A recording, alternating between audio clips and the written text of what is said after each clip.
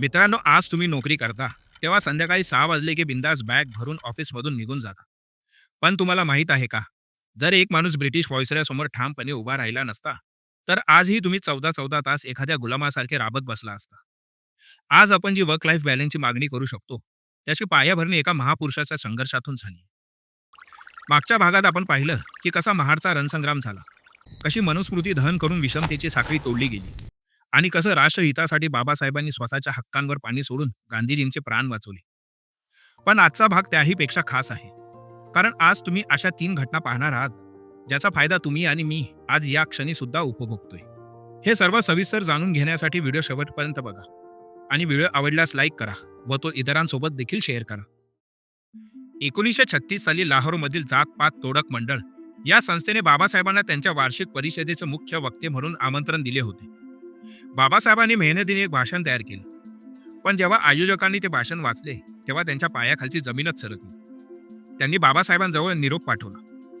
हे भाषण जसं आहे तसं देता येणार नाही, त्यातला काही भाग तुम्हाला बदलावा लागेल. बाबासाहेबांनी एकच उत्तर दिले, मी एक शब्दही बदलणार नाही.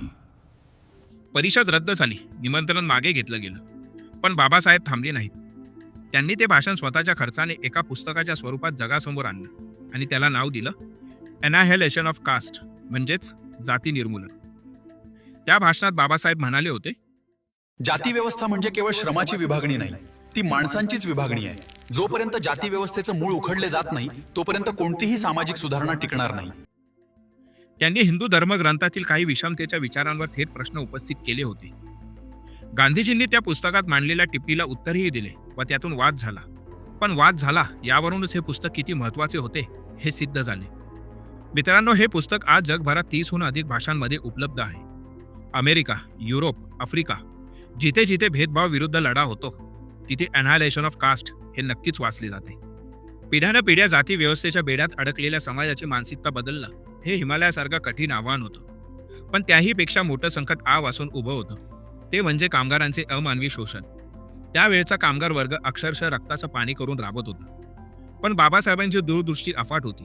त्यांना ठाऊक होतं की जोपर्यंत पोटात अन्नाचा कण जात नाही तोपर्यंत ओठातून निघणाऱ्या क्रांतीच्या शब्दांना धार येत नाही.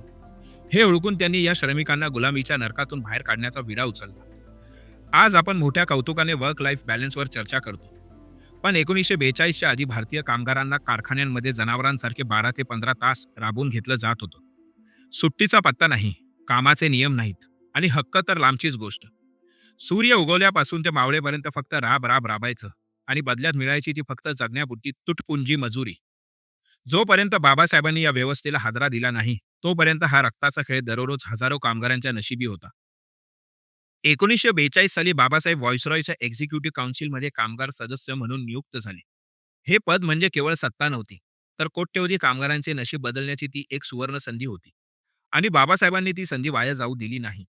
त्यांनी भारतीय कामगार परिषदेच्या अध्यक्षपदावरून असे काही धगधगते निर्णय घेतले ज्यांनी भारतीय श्रमिकांचा इतिहास कायमचा बदलून टाकला. सर्वप्रथम त्यांनी वेळेवर घाला घातला. जो कामगार 14-14 तास रक्ताचं पाणी करत होता त्याच्यासाठी बाबासाहेबांनी कामाचे 8 तास निश्चित केले. त्यांनी केवळ वेळ बदलली नाही, तर माणसाला माणूस म्हणून जगण्यासाठी मोकळा श्वास मिळवून दिला. स्त्री शक्तीचा सन्मान करत महिला कामगारांसाठी प्रसूती रजा अनिवार्य केली. आई होणं हा तिचा सन्मान आहे, शिक्षा नाही, हे बाबासाहेबांनी कायद्याने सिद्ध केलं. भविष्याची सुरक्षा म्हणून आज तुमच्या पगारातून जो पीएफ कट होतो आणि तुम्हाला म्हातारपणाची खात्री देतो, त्याची बीजं बाबासाहेबांनीच रोवली होती. आरोग्य विम्याची संकल्पना सुद्धा त्यांचीच देण आहे. ज्या माणसाला कधी काळी शाळेच्या बाहेर कचऱ्यासारखं बसवलं गेलं, त्याच माणसाने या देशाच्या कामगार वर्गाला सन्मानाने ताट उभं केलं. जर बाबासाहेब नसते तर आजही आपण मालकांच्या मर्जीवर जगणारे बिनचेहऱ्याचे गुलाम असतो. 15 ऑगस्ट 1947 भारताला स्वातंत्र्य तर मिळालं, पण आता सर्वात मोठा प्रश्न होता, अनेक जाती धर्मात विभागलेला हा अफाट देश चालवायचा कसा? रशियाचा साम्यवाद स्वीकारायचा की अमेरिकेची भांडवलशाही? अशा वेळी बाबासाहेब अहोरात्र कष्ट घेत होते. त्यांना भारताची राज्यघटना लिहिण्यासाठी 2 वर्षे, 11 महिने आणि 18 दिवस इतका प्रचंड कालावधी लागला. या काळात त्यांची प्रकृती वारंवार साथ सोडत होती, पण या देशाचं भविष्य लिहिण्याची त्यांची जिद्द मात्र कायम होती. अनेकांना असं वाटतं की संविधान म्हणजे फक्त कायद्याचे कोरडे पुस्तक आहे. पण मित्रांनो, हे जगातील असे एकमेव संविधान आहे ज्याने एका रात्रीत एका मागासलेल्या देशाला प्रौढ मतदान पद्धती बहाल केली. ज्या अमेरिकेला आपल्या महिलांना मतदानाचा अधिकार द्यायला 144 वर्षे लागली, ज्या ब्रिटनला 100 वर्षे लढावं लागलं, तोच अधिकार बाबासाहेबांनी भारतीय महिलांना आणि प्रत्येक नागरिकाला पहिल्या दिवसापासून एका सहीनिशी मिळवून दिला. त्यांनी केवळ अधिकार दिले नाहीत, तर त्या अधिकारांसोबत सुरक्षेचे पोलादी कवच देखील दिले. कलम 17, ज्याने हजारो वर्षांची अस्पृश्यतेची कलंकित प्रथा मुळासकट उखडून फेकली. कलम 15, ज्याने जाहीर केलं की जात, धर्म, वंश आणि लिंगावरून या देशात कुणाशीही भेदभाव केला जाणार नाही. आणि कलम 32, ज्याला बाबासाहेब संविधानाचा आत्मा म्हणायचे. हे कलम तुम्हाला ताकद देतं की जर सरकार तुमच्यावर अन्याय करत असेल, तर तुम्ही सरकार विरोधात देखील थेट न्यायालयात जाऊ शकता. बाबासाहेब शेवटी म्हणाले होते, संविधान कितीही चांगलं असलं तरी ते राबवणारे लोक जर वाईट असतील तर ते नक्कीच वाईट ठरेल. आज 140 कोटी लोकांचा हा भारत जो एक संघ आहे, तो कोण्या लष्करी ताकदीमुळे नाही, तर फक्त आणि फक्त संविधानामुळे आहे. हे पुस्तक म्हणजे आपला श्वास आहे आणि आपल्या लोकशाहीचा पाया आहे. आणखीन एक महत्त्वाची गोष्ट, अनेकांना वाटतं की बाबासाहेबांनी फक्त दलित किंवा शोषितांसाठी संविधान लिहिलं. पण विसरू नका, आज जर तुम्ही भाषण स्वातंत्र्य उपभोगताय, तुमच्या मनासारखा धर्म पाळताय किंवा देशात कुठेही मुक्तपणे संचार करताय, तर ती ताकद तुम्हाला संविधानाने दिली आहे. बाबासाहेबांनी हिंदू स्त्रियांना हक्क मिळवून देण्यासाठी हिंदू कोड बिल मांडलं आणि त्यासाठी आपल्या मंत्रिपदाचा राजीनामा द्यायला देखील मागे पुढे पाहिलं नाही. बाबासाहेबांनी पाण्याचा हक्क मिळवला, ग्रंथ लिहिला, कामगारांना त्यांचे हक्क दिले आणि देशाला संविधान दिलं.